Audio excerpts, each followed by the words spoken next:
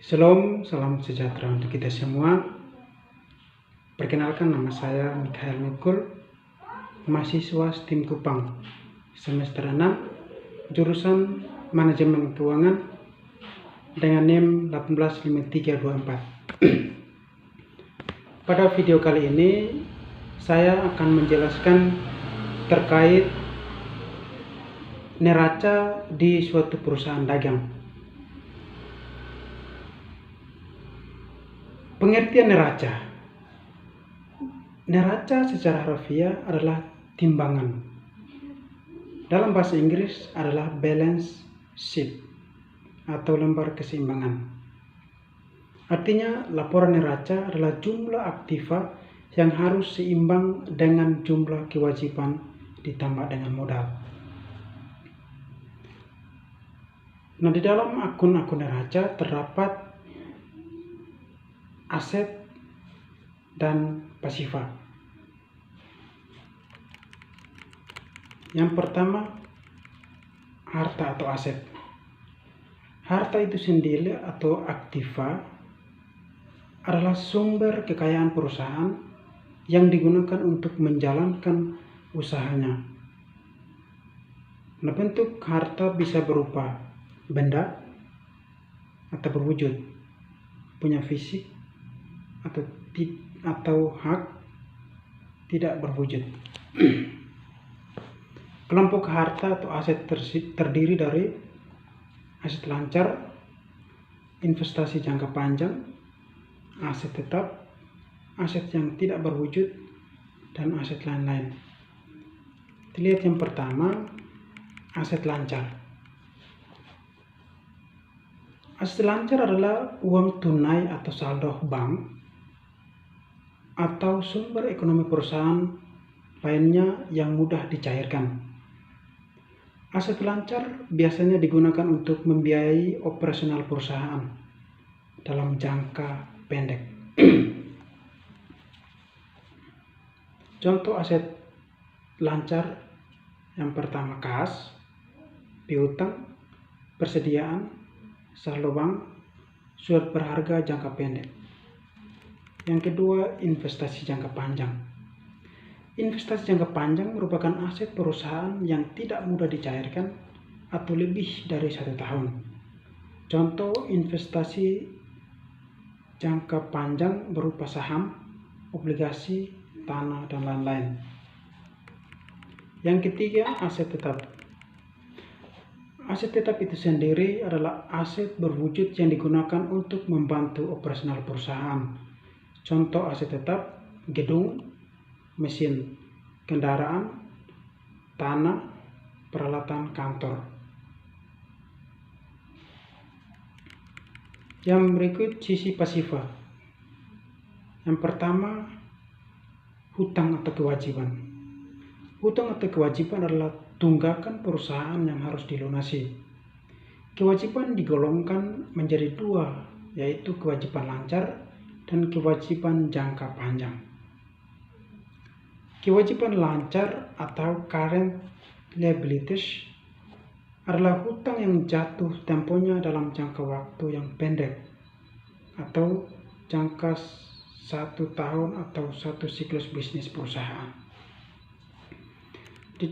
Di dalam kewajiban lancar terdapat hutang pajak, hutang bunga, hutang usaha, beban yang masih harus dibayar, dan pendapatan diterima di muka. Yang berikut, kewajiban jangka panjang.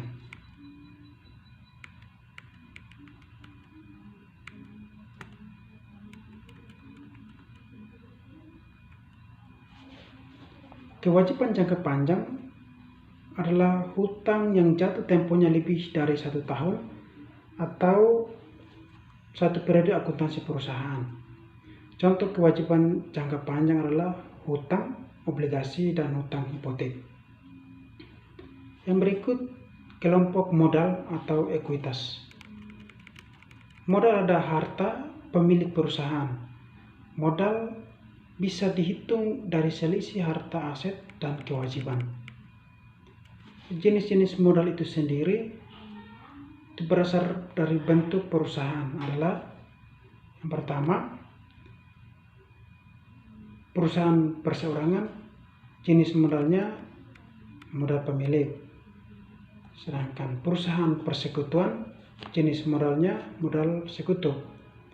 Perusahaan perseroan, jenis modalnya modal saham.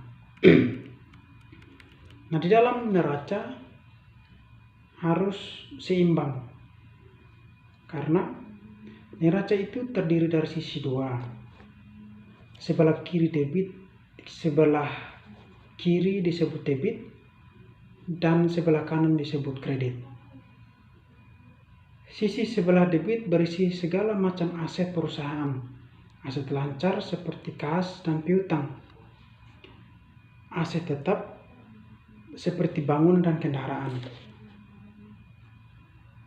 Sedangkan sisi sebelah kredit berisi hutang atau dana dari pihak ketiga yang dipakai untuk operasional perusahaan, dan modal, dana pemilik perusahaan yang dipisahkan untuk digunakan dalam operasional perusahaan. Jika dilihat dari awal terbentuknya perusahaan, kronologisnya sebagai berikut. Pemilik menyetor modal atau sisi kredit untuk digunakan sebagai kas perusahaan, sisi debit. Kemudian kas tersebut digunakan untuk membeli berbagai aset seperti mesin, sisi debit, dan menyewa gedung, sisi debit. Ternyata dana pemilik itu kurang, sehingga perusahaan mengambil hutang, sisi kredit, untuk digunakan sebagai kas perusahaan, sisi debit. Selanjutnya kas digunakan untuk membeli bahan baku, sisi debit.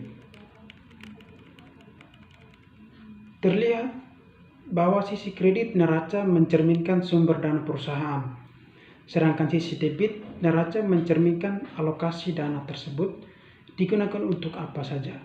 Dengan demikian, maka sisi debit dan sisi kredit harus sama jumlahnya atau balance.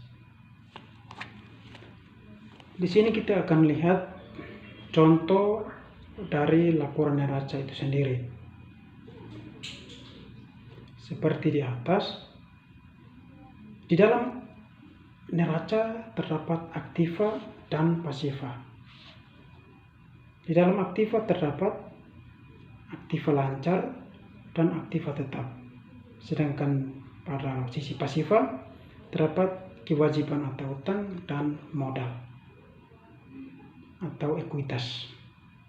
Aktiva lancar terdiri dari kas, wesel tagih, piutang dagang, piutang bunga, persediaan barang dagangan, dan asuransi dibayar di muka.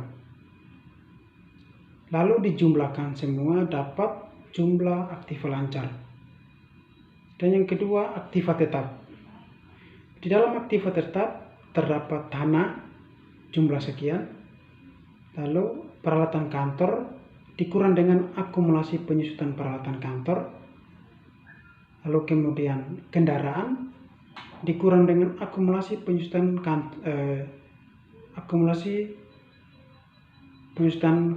kendaraan, lalu bangunan dikurang dengan akumulasi penyusutan bangunan,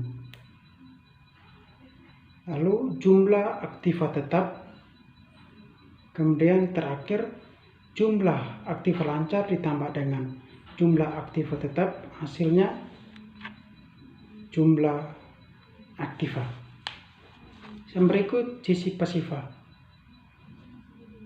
Yang pertama, kewajiban lancar. Di dalam kewajiban lancar terdapat utang dagang sekian, wesel bayar sekian, sewa dibayar di muka sekian, dan utang gaji sekian. Lalu jumlah semua dapat jumlah kewajiban lancar. Yang kedua, kewajiban jangka panjang.